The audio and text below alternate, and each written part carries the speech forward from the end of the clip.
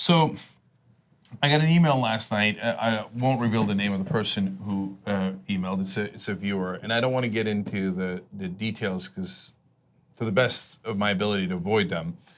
But she was a survivor of multiple sexual assaults, including a gang rape that she described in the email, and it was the hardest email I've ever read in my life. And I appreciate her sharing it with me because of what Richard Blumenthal said.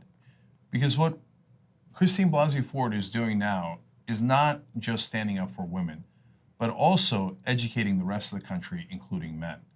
Because if you weren't part of that culture, then you don't know about it. And you didn't know how prevalent this was. And the person who emailed me is in her 60s. Or I believe it happened in the 60s. So it goes even further back. And basically saying, you have no idea how common it was. I mean, my God, the poor woman, first a family member, then someone who was 4 years older, starting at the age of 13, and then the rape situation that I described earlier. And I'm leaving out horrific, horrific details. And we don't know, that's the whole point. A lot of men have no idea what so many women have gone through and how they have bared it all in anguished silence.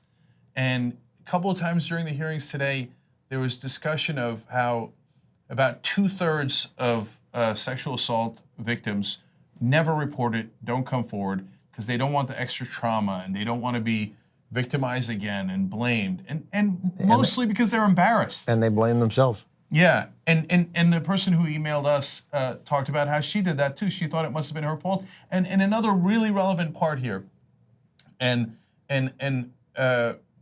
Christine Blasey Ford also mentioned it briefly in why she didn't talk about it when she was 15 and it happened. In the case of the person who emailed me, she said, my parents blame me.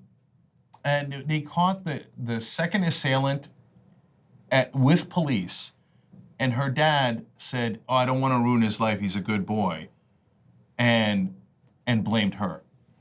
And that is what women dealt with for decade after decade after decade. Not all women, but a far too high a percentage of women. And if you didn't know about it, well, now we do. And so it's on us to correct it. And that is what a lot of this Me Too movement and these hearings have brought forward, and it's imperative that we all listen. The TYT Plus app is now available on iOS and Android. Download to get more TYT content at tyt.com/app.